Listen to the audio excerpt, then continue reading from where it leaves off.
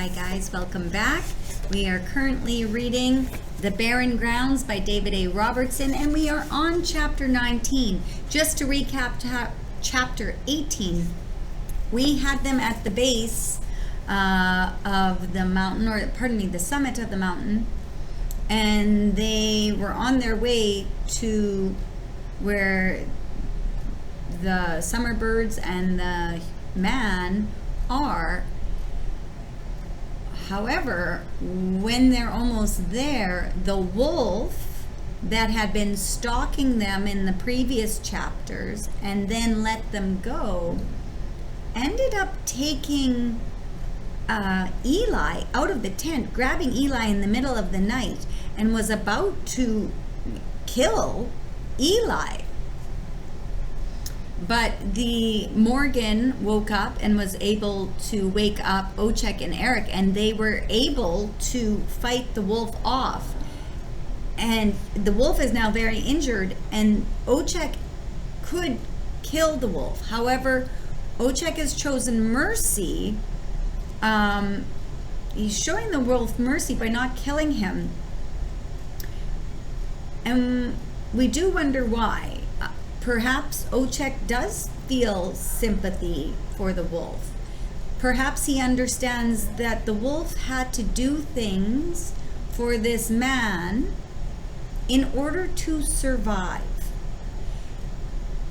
And often we'll say, why didn't the wolf choose to support Mizwa or turn his back on the man who stole the summer birds? But just like in real life, when people or animal beings are in a situation that maybe is not safe, or maybe they just have to do things that they never expected themselves to do, but they do them in order to survive. Okay, so perhaps Ochek is feeling some sympathy for the wolf. We'll find out. Chapter 19. Ochek tended to the wolf's wounds. Eric watched with great interest and occasionally fetched one thing or another from Ochek's pack. Morgan wasn't interested so much in what Ochek was doing. She wasn't even sure that she wanted the wolf to live. Instead, she kept wondering to herself, if they saved the wolf, what would stop him from stalking them again? Had she and Eli made a mistake in pleading for the beast's life? Having the wolf mere feet away from the both of them didn't help matters. It caused Morgan to question things all the more.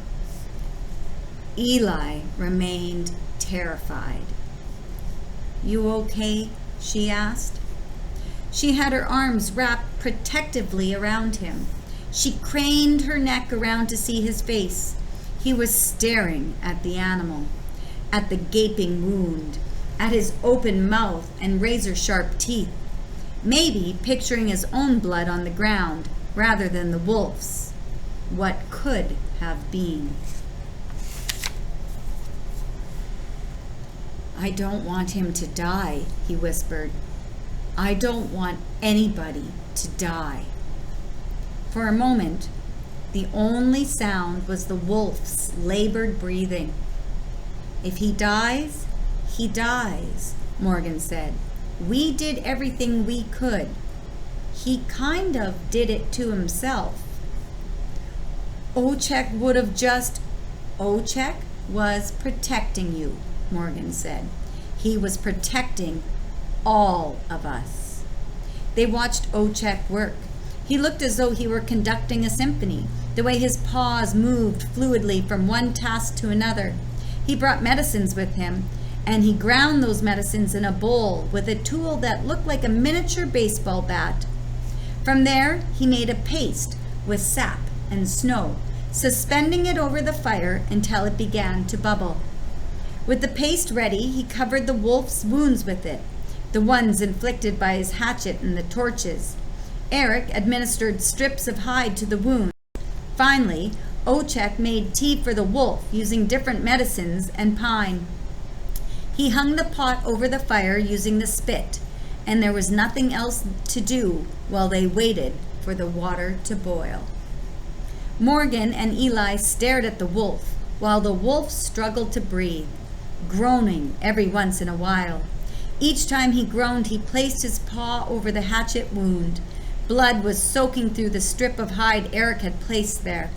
Seeing the red stains forming on the hide, Eric approached the wolf and applied pressure on the wound to try to stem the flow of blood.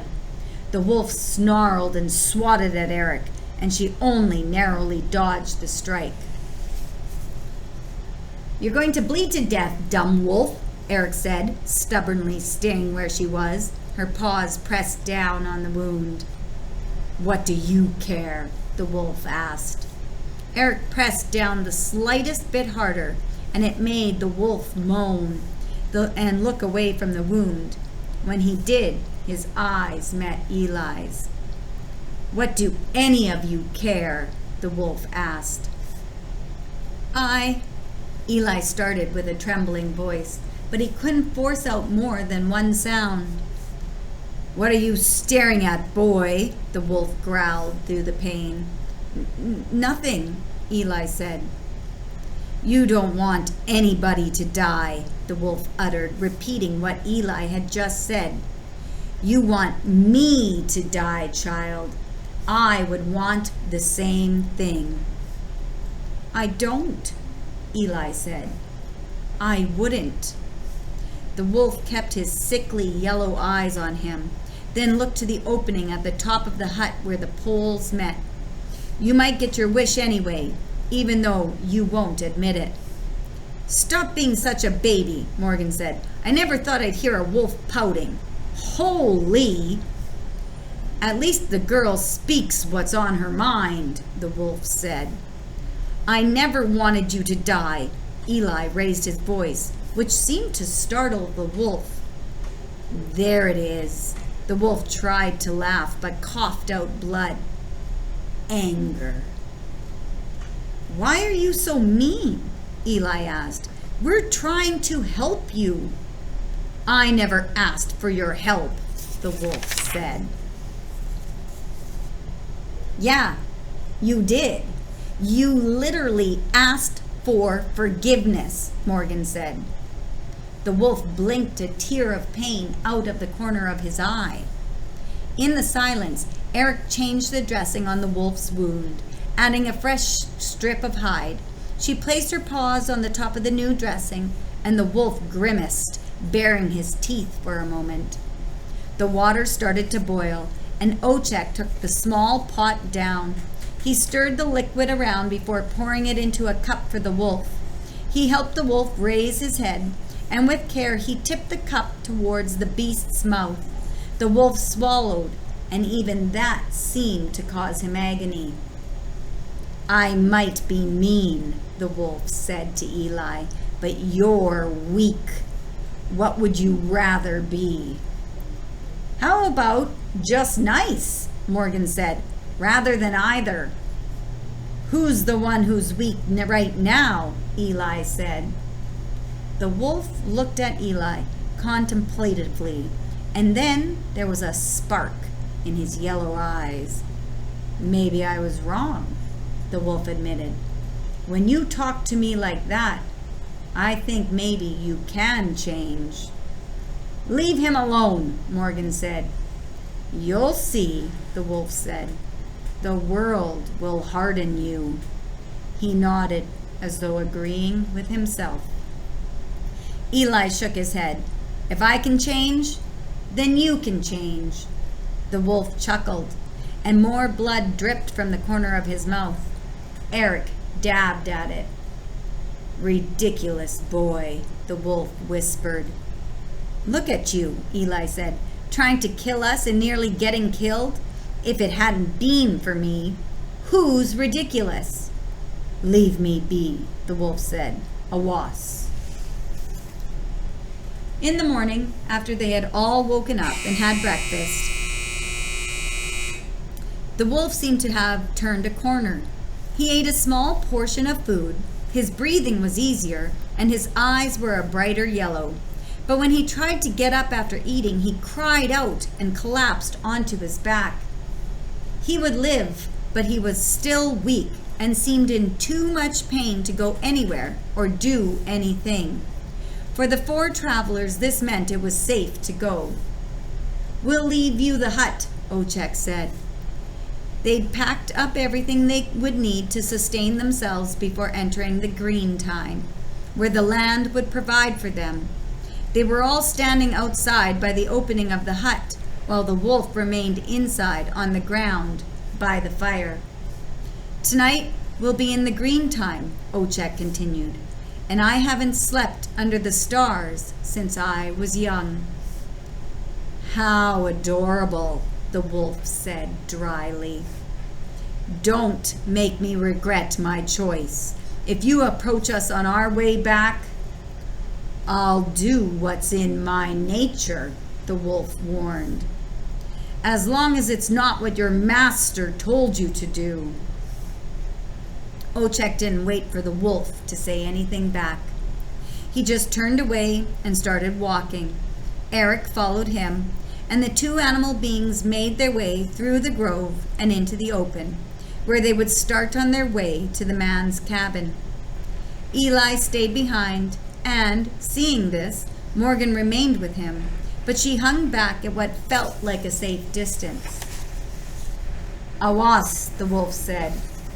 "I'll go away in a minute," Eli said. "I could kill you right now, sick and all." "I don't think you will." Hearing the threat, Morgan stepped closer to the pair. "You don't know me," the wolf said, and the wolf and the boy kept their eyes on each other, Eli standing at the entrance to the hut, and the wolf lying inside. "Your bandages need changing," Eli said. "I'll do it myself," the wolf said. "Here." Eli crouched down to enter the hut. "Hey, what are you doing?" Morgan grabbed Eli's shoulder. "It's okay," he said to her. "Trust me." "It's not you I don't trust," she said. "He won't do anything." Eli's eyes were full of determination and assuredness, unblinking. Morgan removed her hand from his shoulder. Eli entered the hut, knelt beside the wolf, and took off the bandage, which was soaked with blood. "I could rip your throat out right now, you know," the wolf said. "Do it if you're going to," Eli said, "or be quiet and let me finish dressing your wound." He placed a new strip of hide atop the wound and walked out of the hut. "What's your name, boy?" the wolf asked, which stopped Eli in his tracks. "Eli." "What's yours?" "Mahican." Eli just nodded at Mahican. Then he and Morgan ran off through the grove to catch up with their companions. They were standing at the edge of the summit, waiting for them. Whew. So Eli was quite brave there. He kind of called the wolf's bluff. The wolf and Eli seem to have this relationship where the wolf is focusing on Eli and making statements about Eli, about you're weak, the world will harden you, things like that. And Eli, in the same breath, is calling the wolf on his stuff and saying, I'm not going to be hardened. I'm going to come in here and help you. And yeah, you say you can slit my throat or kill me. Go, then do it. Let's see you do it. So it's interesting. All right, that's it for chapter 19. We'll be back for chapter 20. All right, guys, take care.